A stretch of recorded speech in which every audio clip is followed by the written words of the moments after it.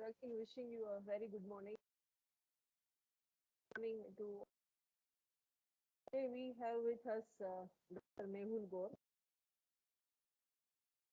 Uh, I have my colleague Professor Amit B. Panchal with me. I request Professor Amit Panchal to give a brief introduction of today's speaker, Dr. Mehul Gaur, sir, to the participants. Uh, Hand over to you, Amit, sir.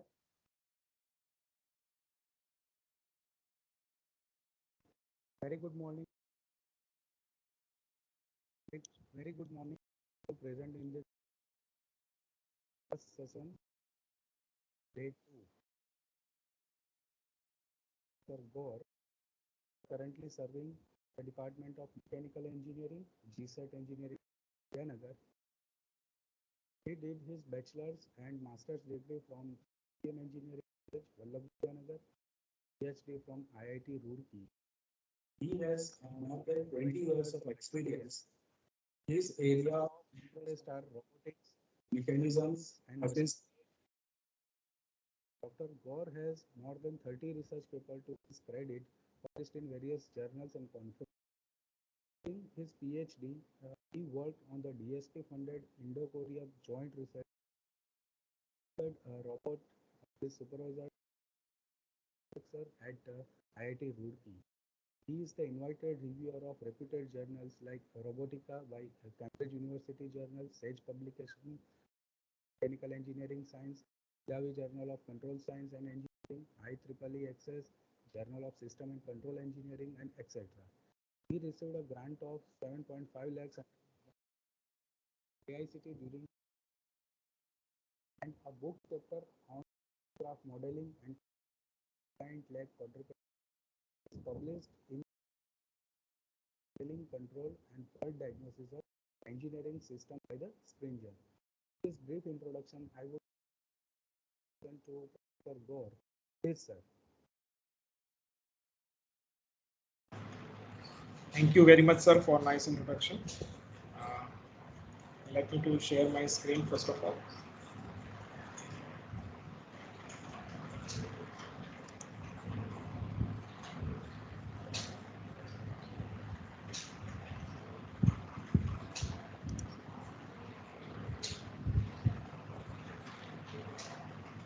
Now, in order to maintain proper speed, I have to switch off my camera.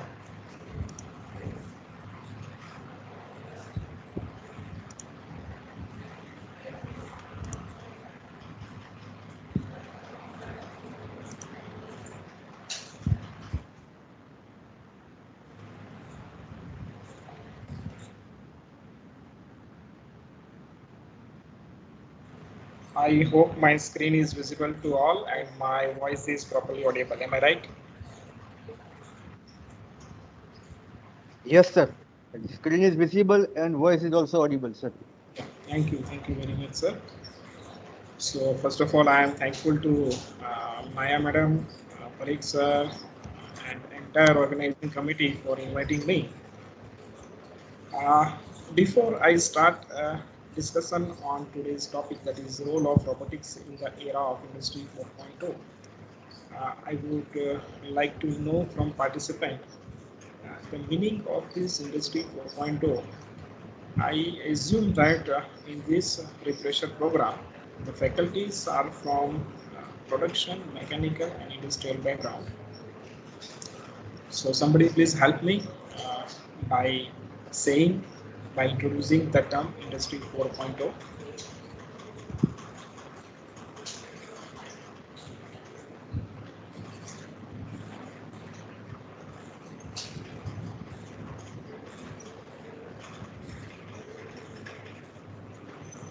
Am I audible?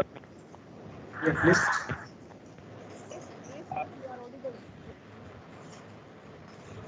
Actually, Industry 4.0 is a buzzword which is created in Germany, which actually deals with the modernization of our industry by implementing of machine-to-machine learning as an important feature in manufacturing industry.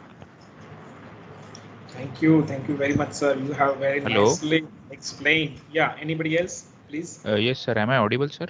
Yes, you are audible.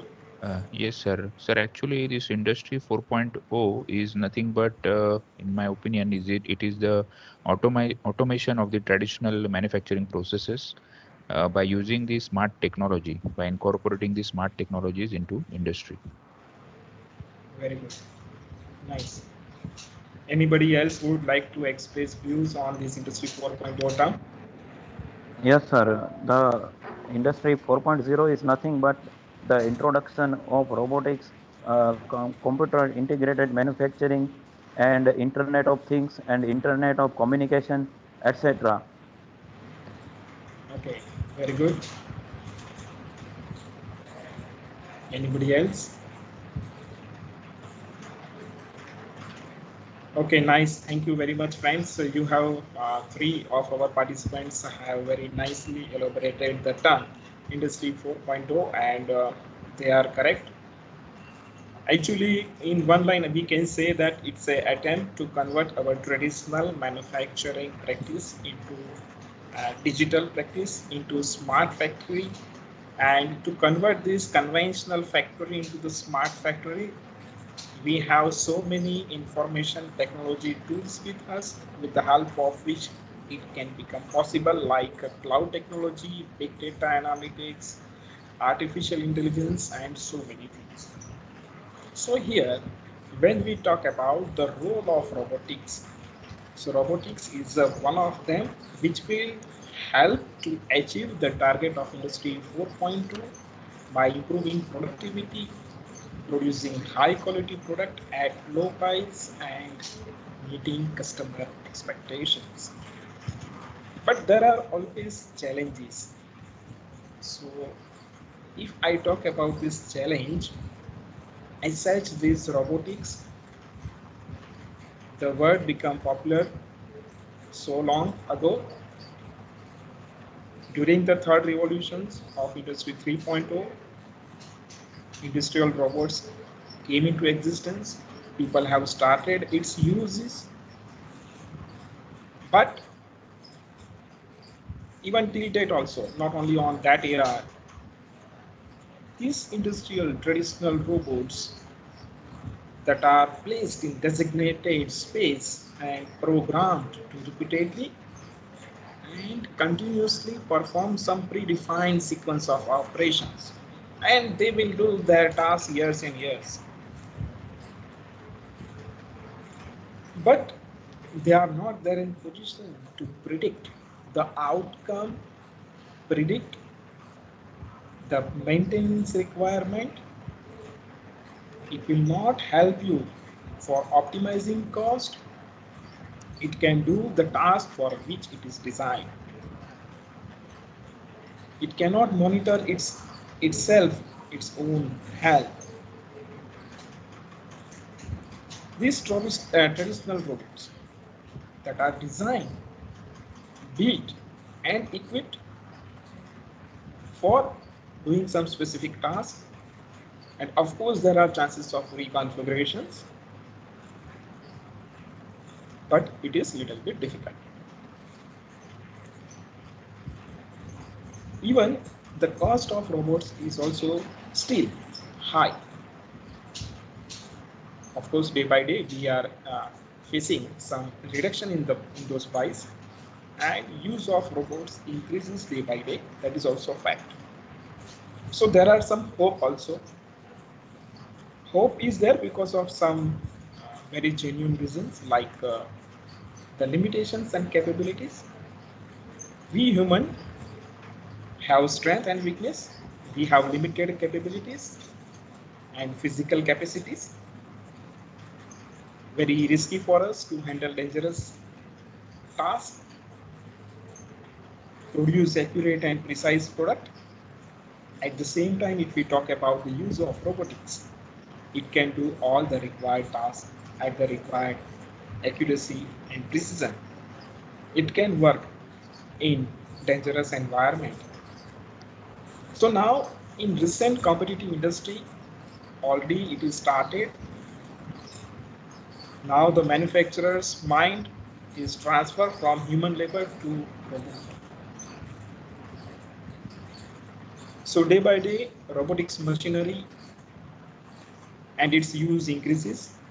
Lot of research going on, because of which the size of robots and its machinery becomes smaller, more mobile, easily reprogrammable, and the use of artificial intelligence that also increase. So in today's session, I would like to discuss about all those things. I have even some complaint with the society, because people have they are already making fun of the term robotics. The biggest culprit, according to me, it's all that Bollywood and Hollywood culture and their story, because of which people believe that robot can do anything. Even in our Hollywood movie, in the Bollywood movie, that robot, Rajnikant and Aishwarya movie, where you can see the tremendous task that is performed by robot. But it is not that much easy. It is possible, to agree. But for that, lot of intelligence, lot of efforts are required, dedicated efforts are required to achieve that target.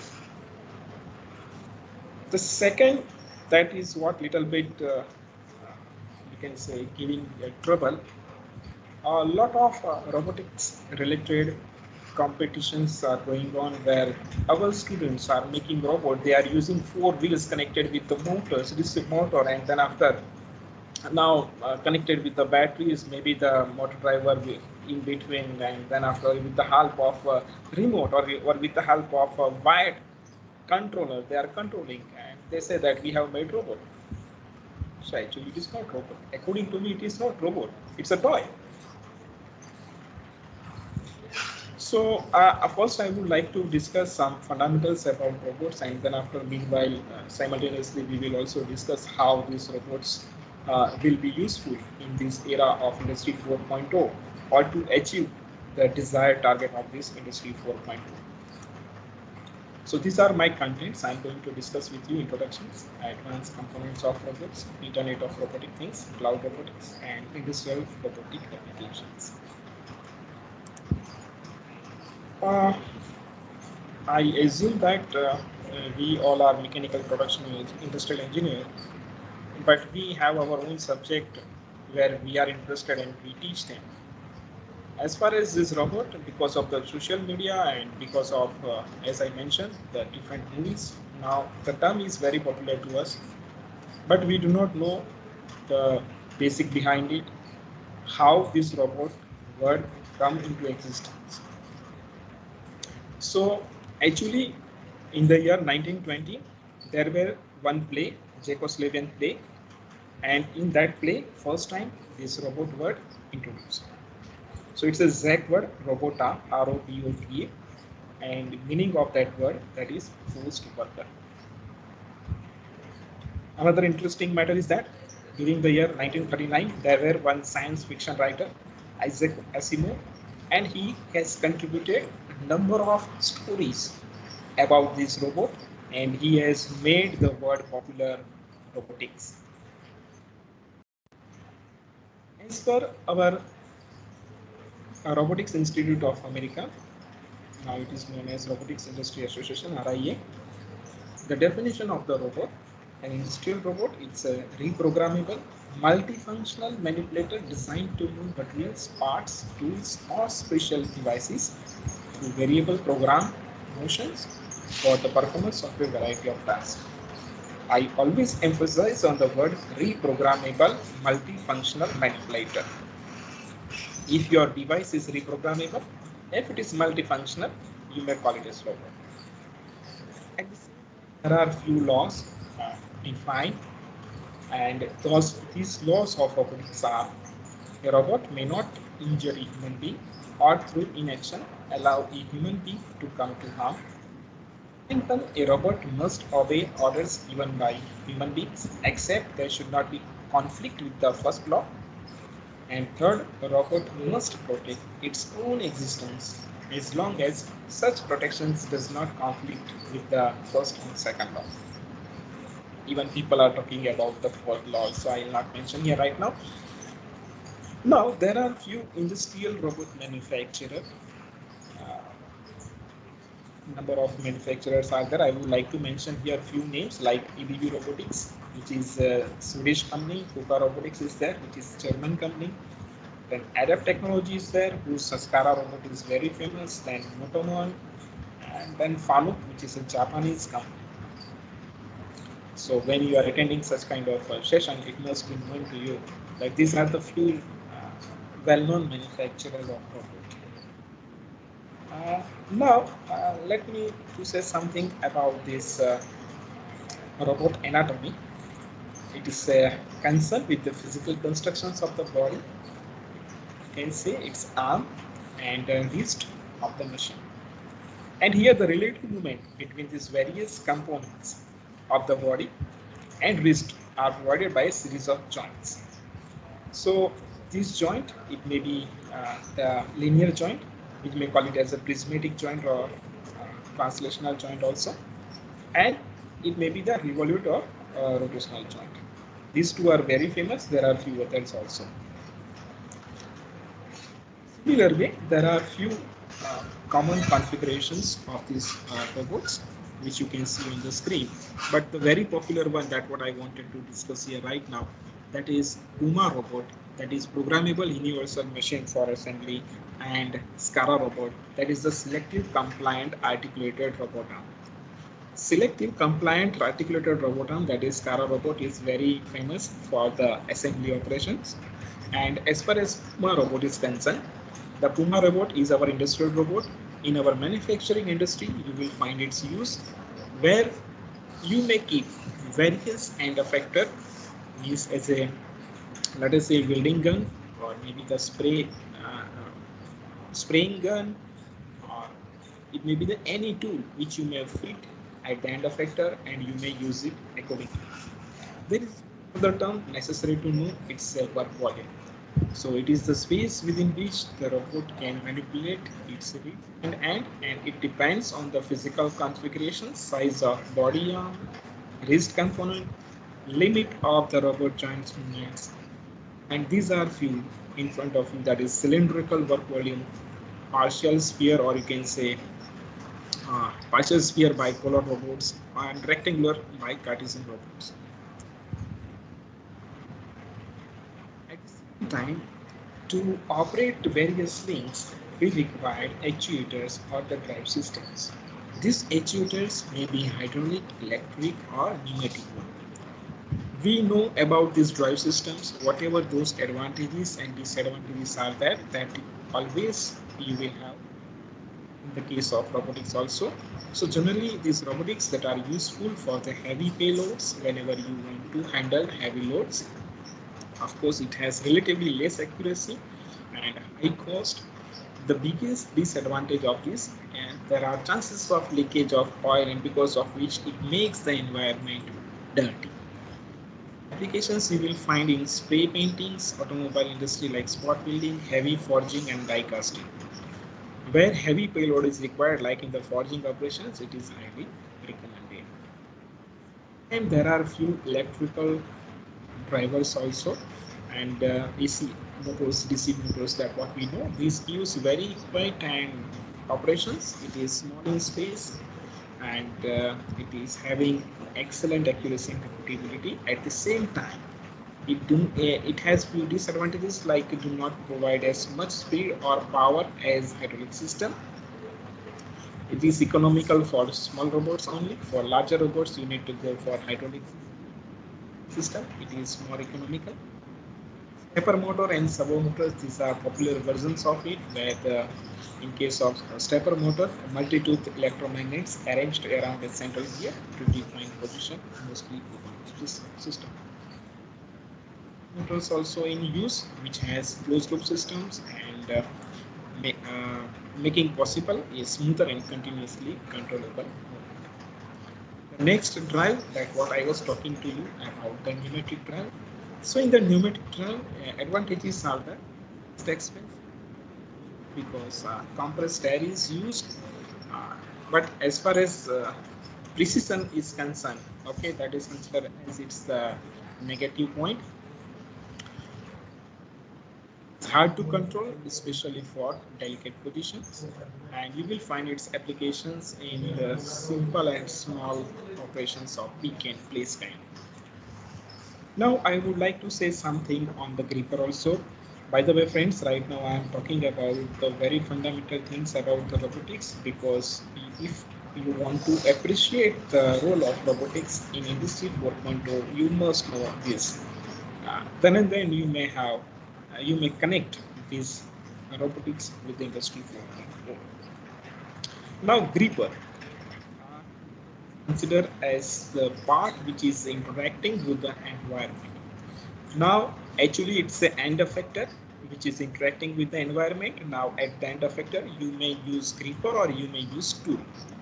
So, when you use gripper, there may be the different types of gripper, and basically it's used for the loading and unloading, taking parts from the conveyor, arranging and making a means arranging onto a pallet, etc. Now these gripper classifications, it may be the single, double or multiple gripper according to the number of gripper fastened to the wrist. It may be internal gripper, it may be external gripper depending on the object to be handled. Of course, you may classify as mechanical gripper, vacuum gripper, magnetic gripper, adhesive gripper, hooks and screws. You can see right now on the screen, it's a picture of mechanical gripper, and this mechanical gripper is having typical fingers. These fingers are used for the pick and place operations. Right now you can see it's a 2-finger. Instead of T, you may go for the multi-finger also, and depending if it has to perform, you may go for the different size of that fingers. So finger design, it comes under the mechanical engineering, where you may see the dimensions to be handled, and accordingly you may design this finger size. These fingers are replaceable, so you may replace the finger as per the object to be handled. This gripper mechanism, where once you design the finger, then how to operate those fingers. So there are a number of ways in your mechanical engineering. We may say according to the type of finger movement, pivoting movement or linear or translational. According to the type of kinematic device, it may be linkage actuations, gear and rack actuations, cam actuations, screw actuations, or pulley actuations. I'm going to show the picture of few of them. These are the linkage actuations, where you may prepare the different linkages. You may decide what will be the actuation load and what will be the gripping load, FG and FA, which you can see right now on the screen. And accordingly, you may have the different configurations. By different way, you may make these linkages. Even you may use the gear and rack actuations also by providing FA actuation force. Here, okay, you may have the movement of the rack through which you may grip the workpiece. There may be the cam actuated gripper and screw type gripper actuations also. The other types of gripper which are very popular for typical applications, for example, vacuum cup. So in the vacuum cup, air is removed between the cup and the part surface by vacuum pump or by Venturi device. And here it is for that the condition is that the surface must be smooth and clean as well as flat. Elastic materials such as rubber or soft plastic can be used as suction cup. If you want to handle any glass, and if you want to lift it from one end and place it somewhere else, so this is the ideal gripper for that operations. Even if you visit any industry, particularly the food industry, where you want to handle the things, you may go for such kind of suction gripper. Second, if I talk about the advantages of this suction cup gripper, so it requires this as uniform pressure distributions on the surface, lightweight gripper. Of course, it is applicable to a variety of different materials. In the same sequence, the next gripper available and which people are using, it's a magnetic gripper, which is of course strength and limitations. It can be used only for the ferrous materials. Here the magnetic force can be generated by two different ways, either by through electromagnets or through permanent magnets. If electromagnets, these electromagnetic gripper are easier to control but required a source of DC power and an appropriate controller unit. When a part is to be released, the controller unit reverses the polarity at a reduced power level before switching off the electromagnet. So the relieving of the object becomes easy. But at the same time, if you go for permanent magnet, the permanent magnet, as the magnetism is permanently present, so you require considerable amount of effort to separate the part from the magnet once it is handled and once the handling cycle is over. These permanent magnets are often considered for handling tasks in hazardous environment requiring explosions proof apparatus. So here the advantages, peak time are very fast, variation in part size can be tolerated, able to handle metal parts with holes, requires only one surface for gripping at the same time. Disadvantages are there, residual magnetism. Because of the residual magnetisms, the workpiece which may cause a problem in subsequent handling.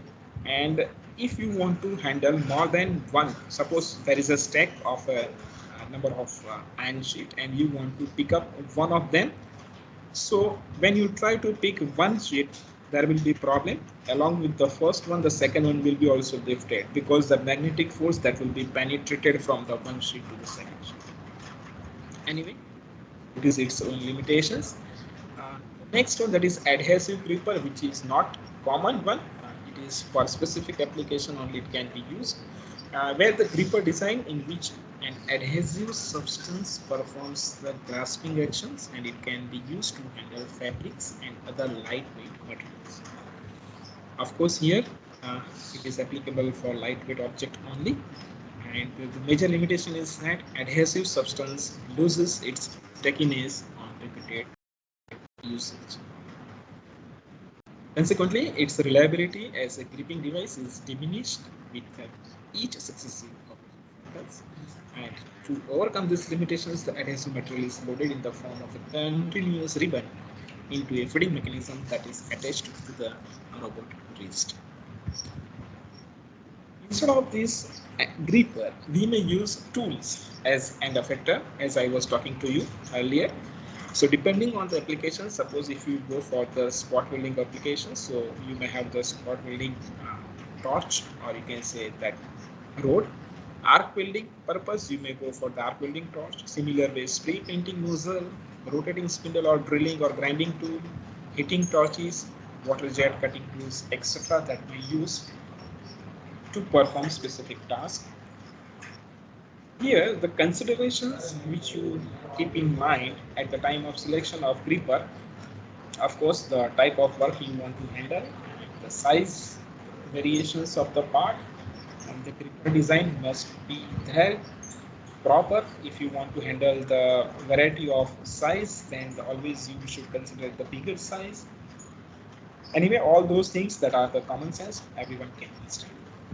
Now, another important part that what I want to discuss with you about the robot programming.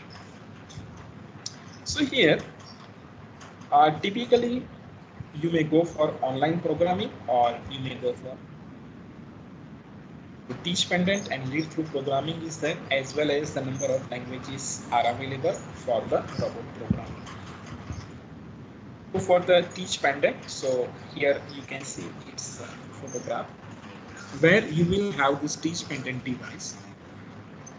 On the teach pendant device, left hand side some switches, some buttons are there, right hand side also some buttons are there, where depending on the number of joints available on the robot, those buttons are provided.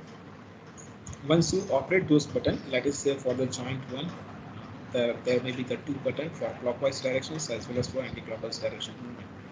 So you may do that movement, and you may bring the tip of end effector at the required place, and when you bring it over there, you may note down the coordinates of that point. Like that way, you may record different points one by one by taking robot end effector at those required points. So initially you are guiding them to reach, how to reach, and for that what will be the sequence. Once the sequence is decided, then after, when you operate that program, the robot will automatically follow the points which you have earlier designed. Point 1, 2, 3, one by one it will travel through those points. So that trajectory that will be determined by the robot controller. Your task is to specify the exact points required. Similar way, the second way of the programming, it's a lead through. In the lead through programming, physically lead through the required sequence of motion. There is nothing like teach content available over here. Here the trajectory and endpoints are recorded here also, and using a sample routine which records points at 60 to 80 times a second. Now when played back results in smooth continuous motion, the large memory requirement is there. So these are the two ways through which you may have even online programming. You may go for some offline programming also, where the large number of robot languages are available, and it all depends on the manufacturer. Unfortunate part of this field, manufacturer to manufacturer, this language may going to change. So each robot manufacturer has their own robot programming language. So no standard exists in these directions, and portability of the program from one robot to the second one, it's a question mark. So this is all about some introductory idea about this subject, the robotics. Now I would like to discuss with you some advanced components of robots. So we are talking about Industry 4.0. In Industry 4.0, our intention is to convert our conventional factory into the smart factory. Earlier also we were using mobile. Right now also we are using mobile, but earlier mobile, it was simple mobile. Right now we may call it as a smart mobile, because the number of operations it can perform. Similar way, in the smart factory, the expectations are much more. You are sitting right now, let us say in Ahmedabad. Your factory, say, let us say in Delhi. You have received one order. Now you are giving command in your factory through your mobile, through your laptop. Now you're in your factory. The various advanced technological devices are there. It will start working. Let us say through RFID tag, that is the radio frequency identification tag. The raw material has its identity. The raw material will move through the conveyor from one workstation to second workstation. On each workstation, the machine will interact with the raw material.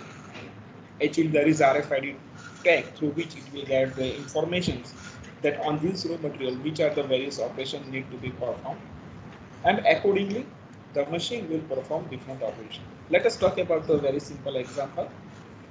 We need to go for manufacturing of some chemical, so that jar or the bottle which carries RFID code, once it will travel from one workstation to another workstation, on each workstation it will stop. The workstation will read data from that RFID tag, and they'll decide that exactly what to fill up inside it, what will be the quantity. Accordingly, once the details or once the substance is filled up in that bottle will move to the next workstation. On the next workstation, some another substance may be filled up inside it, and for each and every place, the machine is interacting with the material, with the raw material, or you can say with the box, get the information exactly what to do. It will perform its task, and at the end, you will find your final product is ready in the packed form. So it is good. सुनने में बहुत अच्छा लगता है, ऐसा हो जाए तो बहुत अच्छा होगा, right? And it seems that now it will become possible. So when you achieve that stage, it is what you may call it as a industry 4.0. Without human interventions, you may start your production process and it will end. At the same time, sitting somewhere far away from your factory, you may find out the health conditions of your machines and other machineries. So of course, for that you required a very important thing. It's sensors. So sensors are the device which will interact with the environment, get the information about the environment, and send it to the controller. And then after controller, based on the programming, it will further take some action. So in the next slide, I'm going to discuss with you the different sensors which may be present over here. Now, I have not taken intentionally all those information technology tools, but these are also important, like big data, data analytics, cloud computing. If I talk about big data in 2-3 lines, I would like to give you introductions of it. What is the meaning of big data? Suppose you have your class data on Excel sheet. Let us say your class is of 60 students, and that data is available with you. It is known as simple small quantity of data. But if you talk about the data of entire India's institute, okay, then definitely it will be a huge amount of data. Now this data will not have any use until you may come out with some strong conclusion, right? So suppose if you have gathered all those data, and from that data, if you filter it and if you come out with the conclusion that in India, let us say 1 crore of students are present, let us say in their colleges, and out of which let us say this many percentage are having this background, this many percentage are having this background, this many percentage knows this language, this many percentage knows other language. So like this way. So this is what called as through data analytics, you may reach to that kind of conclusions. And that information is important for you. So now this is the era of information. Industry 4.0, it's the era of information. You must have right informations at right time. And of course, it is possible through all those information technology tools. Let us quickly go through the sensors. Hope you now understand the meaning of sensors, like our eyes, nose, skins, ears, tongues. These are sensors for humans. Similar way for the machinery and for the robots also require sensors to identify the environment and accordingly send informations at the required place. Sensors are classified as internal sensors.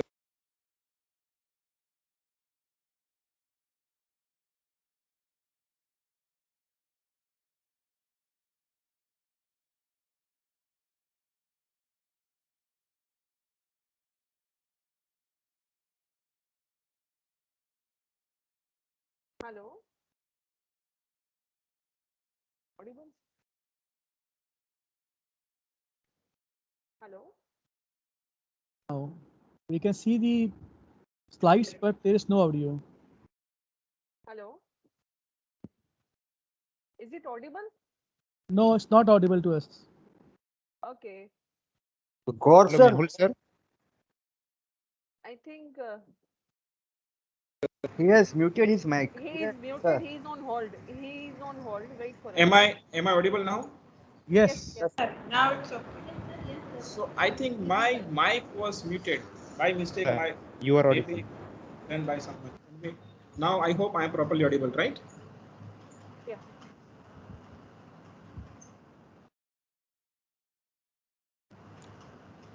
Okay. So I was talking about sensor classifications, and this sensor may be classified accordingly according to this external sensor, internal sensor. In the internal sensor, there may be the force sensor, acceleration sensor, velocity sensor, position sensor. In the position sensor, it may have linear or rotary motions. So in the rotary motions, you may have sensors like incremental encoder, absolute encoder, potentiometers, LVDT, potentiometer is written 2 times, and resolver. Anyway, few of them that what I'll discuss with you. As such, these are not only the sensors. There are so many other sensors also available. Like in the encoder, it's a digital optical device which will convert motion into the sequence of pulses. It may be the linear incremental encoder, or it may be the absolute linear type of encoder.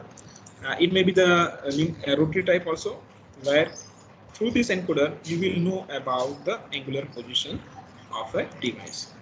Similar way, there are potentiometer. These potentiometer are also audible. Yes, sir. Yes, sir. Yes, Please sir. go ahead. Okay. So similar way, the potentiometer that are also device which is used to know the displacement, linear or angular. So linear as well as angular potentiometer that are available in the market. Linear variable differential transformer. So this is also one sensors in which there are primary and secondary coils, and in between there is a core. So depending on the movement, you will find the output voltage, it will change. Next, that is Hall effect sensors, which are common in robotics industry. These are used to show positions, speed detections on different devices, and to indicate the proximity of moving parts in the system. There is a strain gauge based force sensor, in which when some force is acting, and if we have mounted somewhere strain gauge, there will be change in the strain, and that change in strain that will be proportional to the change in resistance. So if it is connected with the Wheatstone free circuit, as you can see, okay, there will be change in the potential difference. So those potential difference will be directly proportional to the force acting on it. The next one, piezoelectric based force sensor is there. So when asymmetrical elastic crystals are deformed by force, electrical potentials will be developed. It's a reversible. If electrical potential is given, you will find there will be deformations. So here also the magnitude and polarity of this induced charges, it will be proportional to the magnitude and directions of the applied force. Is used for the sensing force. These are there. These are the external contact type sensors. This unit switch has on-off characteristics. It has pressure sensitive mechanical arm. Generally, it is open conditions. So when some movement takes place, because of which it will be closed. It has its own advantage and limitations. The next one, it's a proximity sensors. When some object is in near region, okay, you must be there in position to detect it. So in the proximity sensors, wide range is available. Right now you can see on the screen, it's an inductive proximity sensors which detects presence or absence of an object. It is used only for sensing metallic object. And here the range for the typical sensors, inductive proximity sensors, that is 10 to 15 mm, but some sensors may have range as high as 100 mm. Next one, that is capacitive proximity sensors, which is used for sensing metallic as well as other objects as well. So it can detect lightweight or small objects, provide high switching rate for rapid response. The next is semiconductor displacement sensors. It uses a semiconductor LED, that is light emitting diode, or laser as a light source and a position sensitive detector. The next technology, which is their infrared sensors. In the infrared sensors, the infrared that are used, and this infrared radiations wavelength, it is in between 800 nanometer to 1 mm. So it is beyond our visible spectrum. You cannot see it. So here you can see there may be the transmitter as well as receiver. So suppose here the light colored objects reflects more IR light from the transmitter when it transmits, and when the object comes in front of it, through which it will be reflected. So there is receiver which will receive it, and based on the intensity, it will be decided which kind of object or what is at what distance the object is there. If no object present, no IR light detected by the sensor. So you can see such kind of things that is available in the market. The next one, that is the ultrasonic sensors. So it is based on the sound. So ultrasound, it is having 50 kilohertz. Human hearing capacity, that is 20 hertz to 20 kilohertz. So it is beyond our capacity. And it measures the elapsed time until the receiver indicates that an echo is detected. So here also transmitter is there, receiver is there. Let us say from the transmitter, the rays ultrasound that will be transmitted when the objects come in front of it, it will be reflected. That reflected signal that will be received, okay, and based on the time it takes, okay, you may find out what will be the distance. So it determines how far away the nearest object is from the sensor. Miscellaneous sensors like light sensors, which will detect light. Here this is the band sensor. This potentiometer kind, when you band it, there is change in the resistance. There is temperature sensors, which will let you know the temperature. There are gyroscopic sensors, which may be mounted on the robot to know the orientations of the robot, maybe its platform or maybe its arm. So it will tell you what will be the angular position about X, Y, and Z axis. There are some use of the tactile sensors also. It's a device that measures information arising from physical interactions with its environment. So it may be mechanical based, resistive based, capacitive based, magnetic based, strain gauge based, etc. Similar way, the vision sensors, which are very important for in context of this industry 4.0, because of the inspection purpose, identification purpose, and visual surveying and navigation purpose. When you are using robots, the robot need to interact with the environment, get the information from the environment, and through vision sensor, you will get the information about it. For this, you require camera system and lighting technique. Nowadays, digital camera are very much popular. So now, if I talk about some advanced sensor technology, so in this regard, when you talk Industry 4.0, here the advanced sensor technology has an important role, since these technologies are used in data processing, sharing. The advances in this camera technology are important for the performance of image processing, which is an essential ability of the robots for obtaining decisive information about industrial robots. Now, there are few technology through which such kind of advanced sensors are available. Now I would like to discuss few. First in this category that are Microsoft Kinect and Asus Action sensors. So actually, if I talk about these Kinect sensors, so it will directly sense the third dimensions, okay, of the object. So how much far away that object is. It will not gather the information only about the object. It will not take the photo of the object. It is not simple camera, but it has capacity to measure the third dimensions also. So it is useful in our Industry 4.0 era. If I give you the simple example of which even many of you may have faced, or even through social media, you may know about it. In many big mall, you may find virtual cloth fitting. Either some mirror is there where you may go and you may select the cloth, and once you stand in front of it, okay, on the screen you will get how will you look like with that particular cloth. So it is all about that augmented reality, where the virtual product is fit into the real environment. You are real environment, okay, you are choosing some virtual product, some cloth, and it will show you how will you look like in that cloth. So at what distance you are standing, okay, from that mirror or whatever you can see from that screen, it is not specified, okay. You may change your position, but when you are changing your position accordingly, you will find that on the screen, okay, the size of whatever you have here, that is also going to change. Okay, so all those things that depend on the live data. So it is possible with the help of such kind of sensors. The next one, the advanced sensors, that what I would like to discuss, that is Velodyne sensor. That is also for the 3D object detection. So this Velodyne lidar sensor is very very useful sensors. Lidar, that is the light detection and ranging. It's a popular, you can say, remote sensing method, and it is used for measuring the exact distance of an object. Even in the Mercedes-Benz, this one is used. I would like to show some video, since long I am speaking and you might be bored. So let me show you some video. I have it.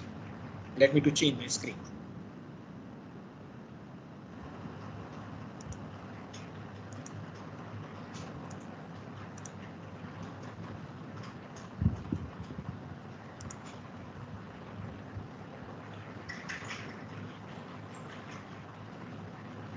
Writing's not that easy, but Grammarly can help. This sentence is grammatically correct. This is LiDAR 101, created by Velodyne to better educate the public about LiDAR technology and how it can advance roadway safety, prevent car crashes, and save lives. The first thing you should know about LiDAR is that the sensors utilize the same eye-safe laser used in everyday life at grocery stores, for light shows, and for home security systems in keeping us safe. This sort of technology has been in use for years. In order to break down how the sensor works, we will highlight a single photon, or particle of light. As you can see here, the single light photon is emitted from the sensor, hits an object like a tree, and bounces back to the LiDAR sensor, at which point the data from the light photon's travels is recorded. It is measuring distance and time. The amazing thing about this is that it works for non-stationary objects in real time, such as pedestrians, bicyclists, and other cars.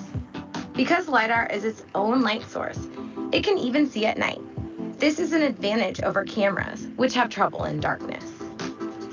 A good LiDAR has from 8 to 128 laser beams to measure the environment. The laser beams in the LiDAR emit billions of light photons per second at 360 degrees in order to completely see the surrounding world. It is pretty amazing that billions of data points and calculations are happening in real time. This allows the car to see and keep drivers, occupants, and all other road users safe. It is kind of like spraying paint all over the surrounding environment in order to highlight objects, make them recognizable, and show movement. Conversely, here you have a two-dimensional picture of the street via camera sensor. Cameras are basically a flat representation of the environment. Where a 2D vision system falls short, LiDAR is able to show a real-time 3D view of its surrounding environment. After all, our world is three-dimensional, not flat. Other issues that affect cameras' ability to see include optical illusions and lack of measurement. Also, cameras require more computer power and run hotter than a LiDAR sensor. None of these affect LiDAR. With rotating LiDAR, vehicles have a 360-degree, three-dimensional view of the world in real time that goes far beyond the scope of the camera and even beyond the human eye. Here is another example of how the LiDAR sensor can see in comparison to a suite of sensors, including camera and radar. The car on the left, equipped with a suite of sensors, still has blind spots. With the LiDAR on the right, issues such as blind spots or wide-angle hazards are non-existent. It can see 360 degrees at a range of up to 300 meters. LiDAR is able to accurately identify objects at up to 300 meters distance. Even high-resolution radar cannot render objects accurately, and as you can see, objects look like blobs with radar. We know that LiDAR is essential technology in all levels of automation, particularly in vehicles traveling over 15 miles per hour. It is critical that the vehicle is able to recognize a paper bag blowing across the roadway versus a small child in order to make accurate split-second decisions. For advanced safety and autonomy, we feel that LiDAR is an essential technology.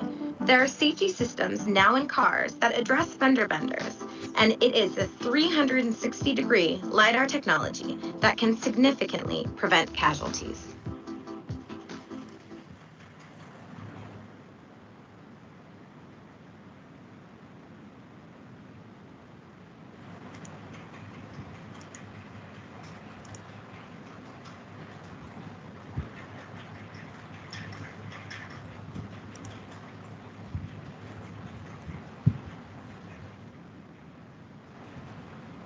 So hope you understood it.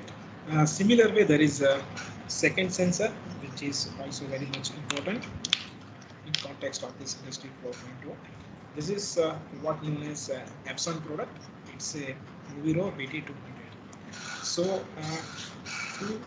it will also provide the safe collaborations between the industrial robots and the operators during productions. And there are many works like in where wearable devices and scanners are utilized. So once you wear this particular glass, okay, it will give you informations. Even you may get informations, and your both hands are free. You may perform some other work also. On the screen, of course, here it has its controller, which might be there separately in your pocket. If you want to operate it, there are the different applications in that controller through which that screen is directly visible in your this particular camera in these glasses. Next one, that is SICK product. It is a safety scanner S300. So this is also used to estimate the proximity to a human in order to adapt the robot's speed to the one of the human. This is also very effective camera. It will give informations about the human movement, and accordingly the robot may take the decisions and robot may act accordingly. To give better vision and better idea about this at this particular sensor, one interesting video is there with me. I'm going to show it to you.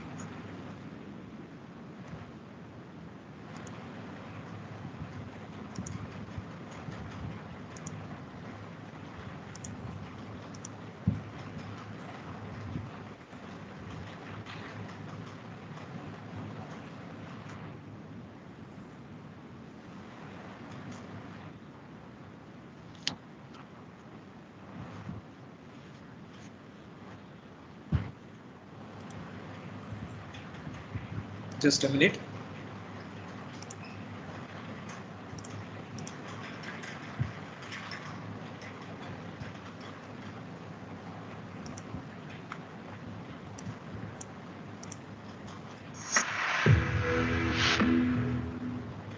Thanks to SICK technologies and safety expertise, humans and robots can work together safely, effectively, and efficiently. In palletizing applications, for example, combining the right safety technologies makes human-robot interaction possible. An S300 mini laser scanner combined with the FlexiSoft safety controller, the DTEC 4 core light curtain, and the STR1 non-contact safety switch monitors the open access to the machine. This facilitates permanent interactive production, protecting the operator from the dangerous fast movements of the robot. Without using any physical guards, a pallet can be positioned safely in the machine area in an uninterrupted process, while the robot carries on working, ensuring maximum plant productivity even in compact areas.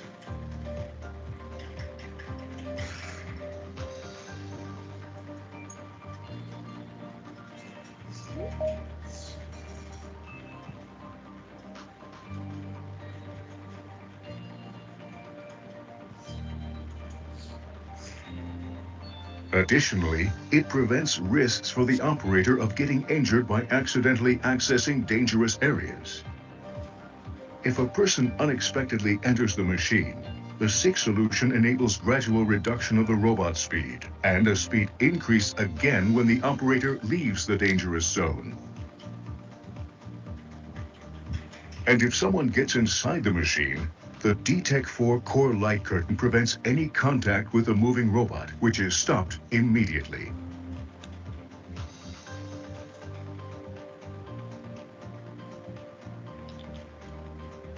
In addition to safety and production processes, the combination of the compact safety components from SICK allow you to make the most of the space in your manufacturing area. SICK provides you safety solutions, reliability, productivity, and services. Whether you need reliable components or services, SICK is your safety solution provider for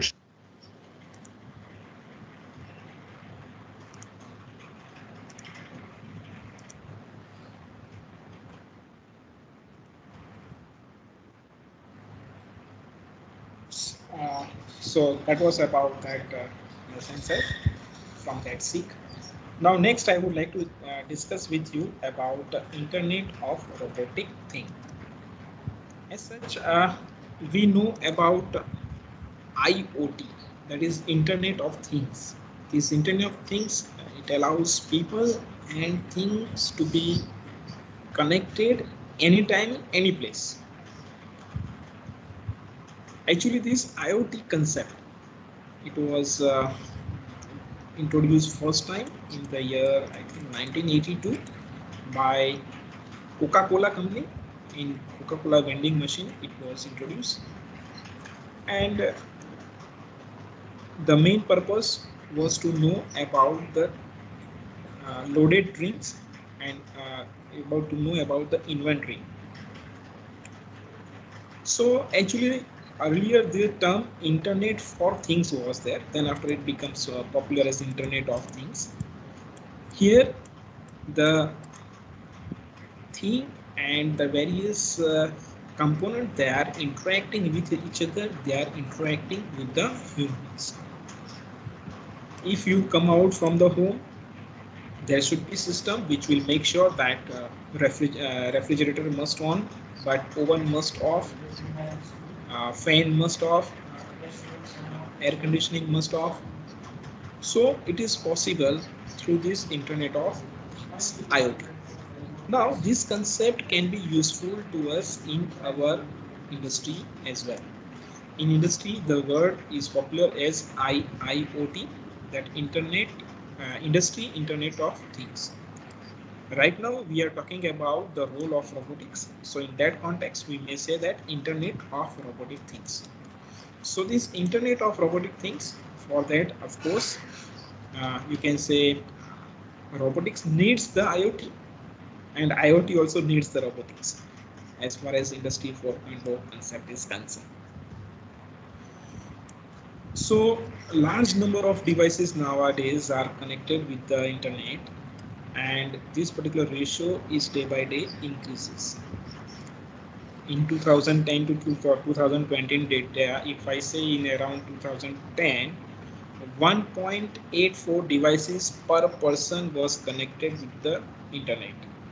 Then after in 2015, 3.47 devices were connected, and nowadays in 2020, 6.58 devices were connected with the internet. So this connectivity with the various devices, the connectivity of the various devices with the internet is increases day by day. So here the facility of this IoT for manufacturing enable the communication and interactions among devices. If I talk about the robotics, if you have taught one particular robot to lift a thing, or let us say to open a cupboard, lift a thing and place it somewhere else. Now there might be second robot somewhere else. It may interact with this robot and it will learn from this robot of this how to do this, means how to open the cupboard, get the things and put it somewhere else. So basically when you talk about the architecture of this Internet of Robotic Things, you require hardware or robotic things layer, then you require network layer providing the different kinds of networking options like Wi-Fi, Bluetooth, broadband, etc.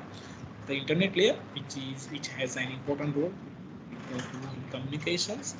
Infrastructure layer providing a framework including the approaches of IoT based robotic cloud, big data, middleware, and the applications layer machines and process during the productions. Now in this context also different author and different researcher have given the similar things in different way. Here also you will see the Internet of Robotic Things layer. I would like to show here also one number of videos are there, but I'm going to show you the one video through which you will appreciate the industrial Internet of Robotic Things.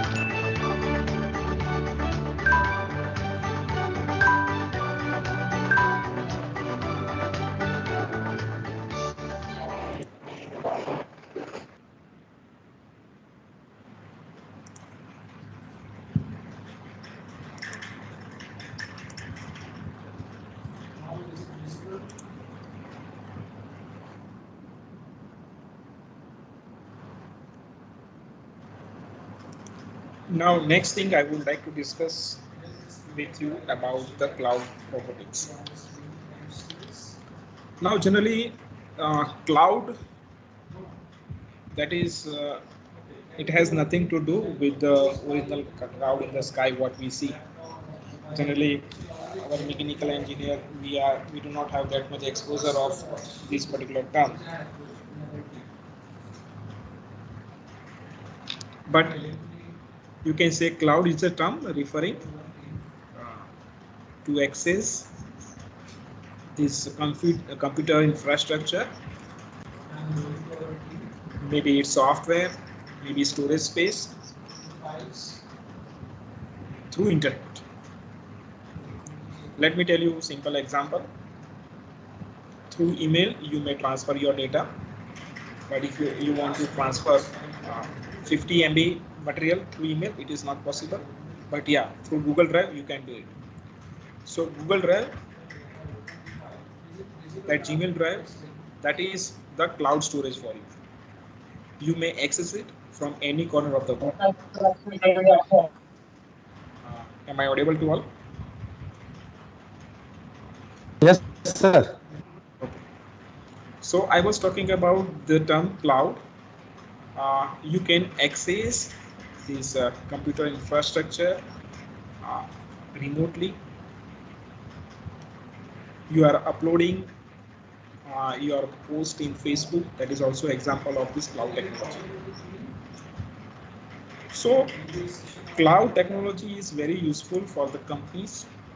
They need not to go for big server or big storage or computation or big storage at their own premises. They may opt directly this cloud server. They may procure, and depending on their need, they may go for it. Now, after some time, if they feel that they want to expand their business, though they have to hire more amount of storage space or number of servers from the cloud service provider. So when you scale your business, you need not to go for the high cost. Tomorrow, if you feel that now you want to reduce your business, you need not now number of storage space as well as servers. If it is your own, you have to go for selling out those things. But if you have hired such kind of cloud servers, you need not to worry about it. So these are what the advantages of the cloud service technology. In these cloud servers or in these clouds, you may use it as infrastructure, you may use it as a platform, you may use it as a software, right? So number of uses are there of this cloud. Now, in context of this cloud robotics, so in smart factory for gathering data and then after processing that data, okay, analysis of big data to find out the exact meaningful information, transferring that data to another robot in different smart factory working on a similar task with the similar sensors. So that will be the important which can be done with the help of this cloud computing.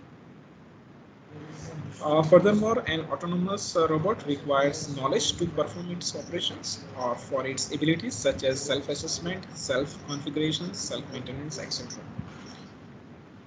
Knowledge obtained from its sensor and consequently experience is required for these abilities is not sufficient in the smart factory concept.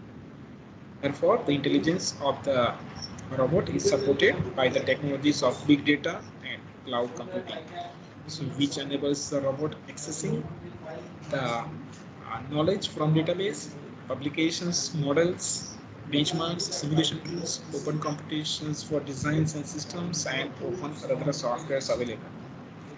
There are threats also when you keep your data on the net. If you are hiring server, if you are hiring storage space, there is always problem of the data privacy. But yeah, somewhere you have to take risk and you have to proceed. There are few cloud service providers: Amazon, Google, Adobe, Intel, Alibaba, even Microsoft, IBM, Tata Communications, and there are few others, okay, which are providing this cloud servicing facility. So here the robot can also take this advantage of these cloud services to transfer data, to access the informations available in the other place and get the maximum benefit of it. So also number of videos are there. I will not spend time because we have this time. So this topic, that is industrial applications. Now, industrial robotic applications in context of Industry 4.0, the first one, that is human robot collaboration manufacturing, which is nowadays very popular. And for that, one popular word is there, cobot. So those who are not from the field of robotics, or those who have not any exposure of robotics, for them this may be the new word, cobot. So whenever a robot work with a human, it is known as cobot. Human has its own strength and robot has its own strength. Whenever some repetitive tasks need to perform, the robot can do it very accurately, precisely for hours and hours. But whenever some decision needs to be taken, you have to take the help of the human. So nowadays, this becomes very popular. This kind of exercise when the robot is interacting with the human and both are performing some task.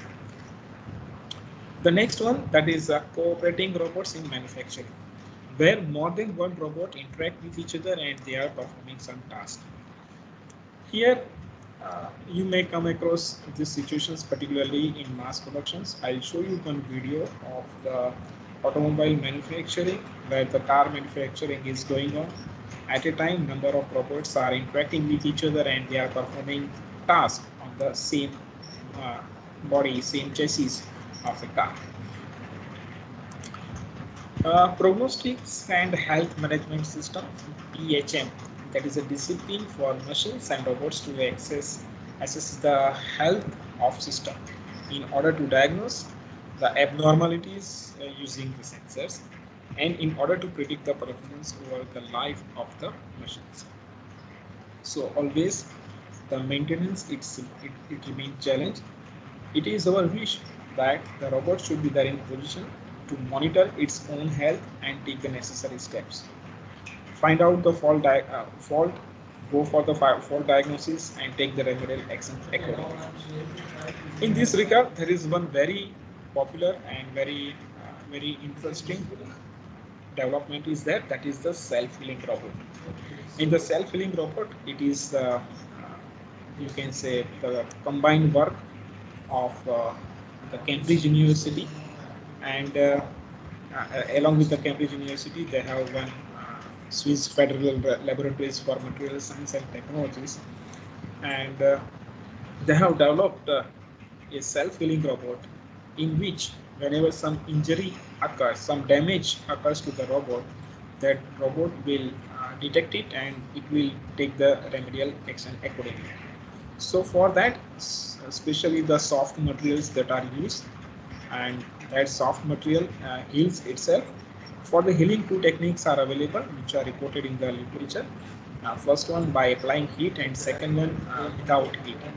So without heat also the thing is possible. For that the material was used to means when the when there's some damage occurs, let us say that with the help of some knife you are just cutting any of the portion of it, so the healing takes place by its own. Okay, so it is all because of the material, soft material, which is developed for that. And of course much more details are not available. It's a very recent development of this particular laboratory. So I would like to show the video of it. It is really interesting video to see.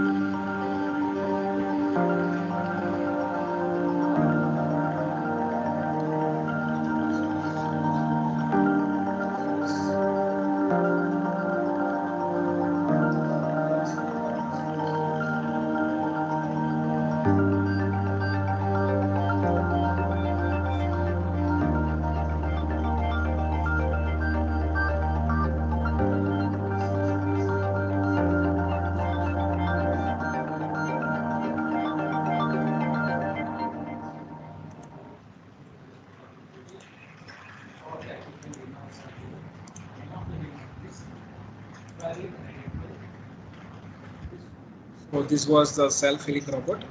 Similar way, means in maintenance category, I wanted to discuss this particular development with you. And the last one, this is not as such a last one from my side. That is for assembly applications. These are not the applications which I have, these are not the only applications which I have discussed. Number of applications of the robotics are there nowadays in industry. But for assembly, that is very common and very well-known applications where you will find robot is in position even to work with the human and do some assembly operations. You will find the number of applications on the net. I'm going to show you one of them.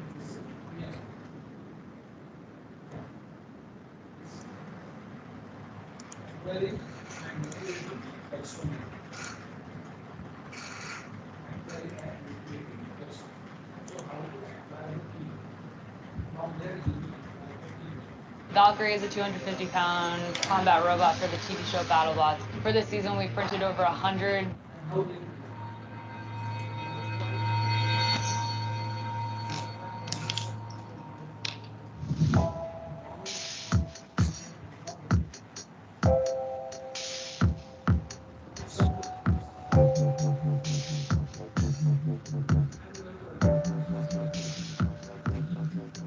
FANUC robots and factory automation solutions have been facilitating industrial production for over 60 years. FANUC is present in 120 countries, including Hungary, assisting key sectors like the automotive industry, for example, at the Audi Hungaria Motor Limited factory in Győr, where they are developing and manufacturing cars for the Audi AG and the Volkswagen Group. Audi Hungria is one of the companies with the largest turnover and export in Hungary, producing 2 million engines and 135,000 cars in 2014. In our experience, FANUC robots work reliably at our factory. We are constantly improving our production and install robots to reach our targets. In environments where we need to work with high pressure or temperature, the robots are up to the task and deliver quality standards, which would not be possible with human machining. Essentially, robots are used for applications too difficult for humans or where rapid machining is required. Our colleagues like working together with robots as they make human work easier by delivering these tasks. It's very important to program these robots correctly, because when problems arise, it's usually not the robot that causes them, but improper programming or the lack of maintenance. Regarding this, I'd like to highlight that FANUC robots are easy to program, dependable, and we have a very good experience with them.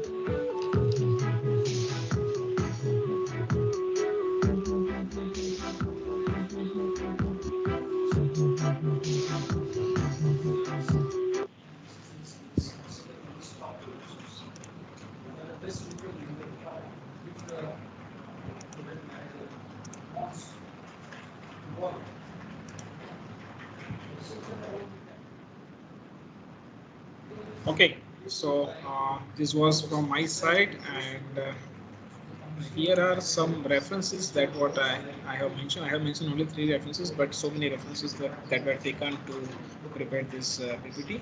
I hope you have enjoyed and got some information from today's session. So thank you very much, all of you. If you have any question, feel free to ask. I will try my best to give you answer.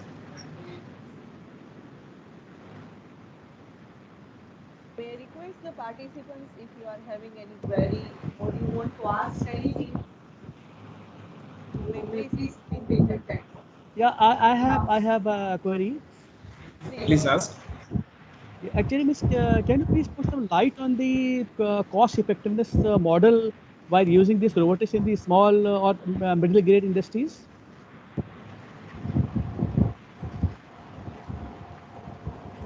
You are asking for some cost-effective model, am I right? Yes. And for the middle level industries, not the higher industries like Audi or BMW you are talking about. That way you are absolutely right. This is really a big question. In my initial slides, I have discussed this matter. Still, the cost of robots are not that much, which is affordable to each and every person. And when you talk about the medium scale industry, then definitely it's a question for them. Of course, small scale industry right now not in position to think about it. But even the medium scale industry also, if they go for the robotics, they require first of all big initial investment, and then they after require the person who is skillful in this particular in these directions. Even I have not right now that data with me, but International Federation of Robotics have displayed the data of the use of robots in this world. Okay, and if you compare those data, if you find out the position of India in that data, we are very far away. We are very lagging compared to the other countries. So definitely, whatever you are talking about the medium scale industries, cost effectiveness, when they go for the use of robotics, it's a question mark as far as India is concerned. But Yeah, you are right. Definitely, if you go for it for the longer period of time, it will be advantageous to you. It will be fruitful to you. I think it will take around 10 years or so. You are Just to absolutely get right, sir. limited. Absolutely right, sir. So we have to work harder on it. But the government Absolutely has to right. make policies. Yeah, government is working, but at the same time, we see in India a lot of population is there.